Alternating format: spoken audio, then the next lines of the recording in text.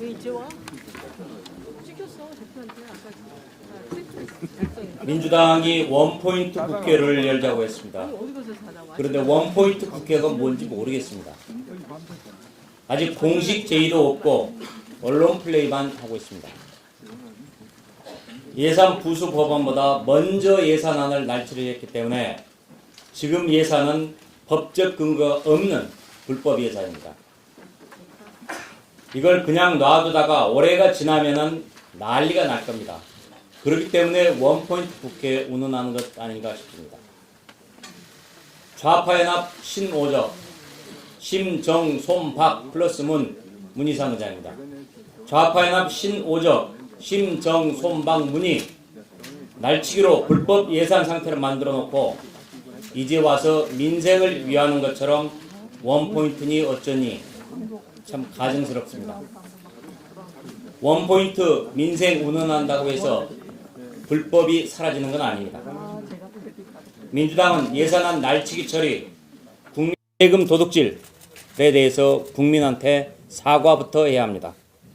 재발 방지 약속도 해야 합니다. 좌파 세력의 앞잡이 노릇을 한 문희상 국회의장도 사과와 재발 방지 약속을 분명하게 해야 합니다. 민주당이 국회의장과 짜고 원포인트 국회를 한다면서 국회 본회의를 연 뒤에 선거법안, 공수처법안 등을 일방적으로 상정하는 그런 못된 국회를 만들 수도 있습니다. 민주당은 원포인트라는 게 뭘 말하는 것인지 분명히 말해주기 바랍니다. 회기는 언제고 처리 안건은 뭐고 불법 예산 처리에 대한 입장은 뭔지 명확하게 밝혀주시기 바랍니다. 좌파 세력들은 내년 준연동형 캡을 내년 총선에서만 적용하겠다라고 말하고 있습니다. 선거법을 한 번만 쓰고 버리겠다라는 얘기인데 도대체 말이 안 됩니다. 그 말 자체가 스스로 정당성이 없고 잘못됐다는 것을 인정하는 말입니다. 석패율에 대해서 심상정 등 정의당은 옛날에는 이렇게 얘기했습니다.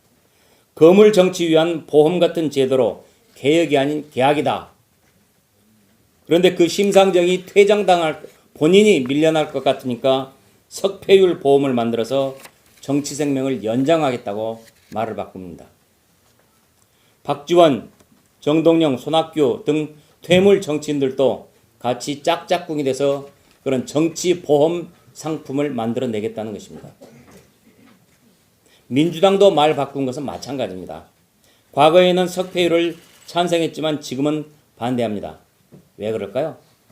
석패율제가 도입돼서 각 선거구에서 정의당 후보들이 나타나서 선거에 완주하면은 자기들 표가 적어질까봐 그래서 민주당이 필사적으로 반대하고 있는 것입니다. 이 같은 걸레선거법을 국민 누가 받아들이겠습니까?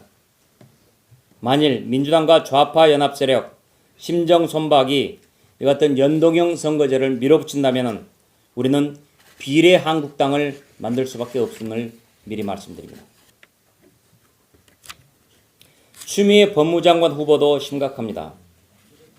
선거 관련 형사사무는 바로 법무부에서 진행합니다. 그 법무부 책임자 자리에 여당 대표를 지낸 사람을 앉힌다면 어떻게 되겠습니까? 민주당의 불법 사례는 전부 은폐하고 한국당만 표적으로 삼지 않겠습니까? 선거를 공정하게 관리해야 하는 업무는 행정안전부입니다. 이미 행정안전부에도 민주당 소속 의원이 임명되어 있습니다. 선거는 공정한 선거 제도, 선거 관리, 공정한 형사 처벌이 있어야 선거가 공정하게 진행됩니다. 그런데 이런 것들을 다 버리고 선거관리 내각의 최고 책임자인 총리도 여당 의원, 법무부 장관도 여당 의원, 행안부 장관도 여당 의원, 이게 도대체 말이나 됩니까? 관권 선거를 획책하는 3대 천왕이 아닙니까? 이렇게 되는 선거로 보고 어느 누가 중립적으로 될 것이다, 공정하게 관리될 것이다 라고 믿겠습니까? 대통령한테 요구합니다. 정세균 후보자, 추미애 후보자 지명 당장 처리하십시오. 그리고 진영 행안부 장관 물러나게 하십시오. 이 세 자리 선거 중립 내각으로 누가 봐도 중립적인 인사로 채우십시오. 내년 총선이 공정하게 치러지지 않을 경우 문재인 정부에는 큰 불행이 닥칠 수도 있습니다. 역사적으로 자유당의 3.15 부정선거가 어떤 결과를 가져왔는지 되새기기 바랍니다.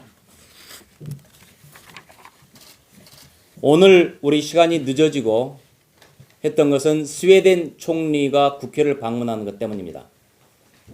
지난 12월 15일 날 문희상 국회의장이 스테판 레벤 총리한테 스웨덴 대사한테 자유한국당 때문에 장소를 바꿉니다 라고 우리 탓을 했습니다. 전혀 말이 되지 않는 것입니다. 그래서 오늘 지금 도서관 지하 강당에서 의원들은 아마 민주당 의원들만 모셔놓고 연설을 하는 모양입니다. 진작 알았더라면 저 같으면 이것은 좋다. 이것만큼은 우리 다 당당하게 국회 본회의에서 연설 기회 주고 박수치고 그렇게 환영을 하겠다라고 했을 겁니다.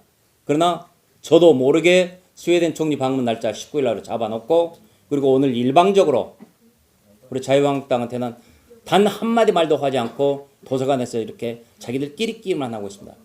대한민국을 얼마나 이렇게 창피스럽게 만든 겁니까? 말이 안 되는 짓이죠.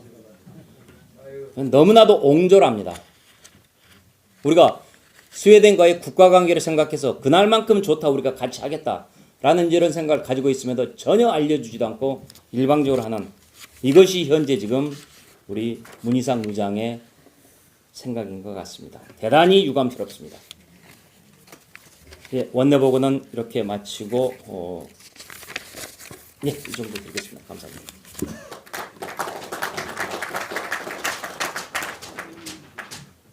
다음은 황교안 당대표의 인사 말씀이 있겠습니다.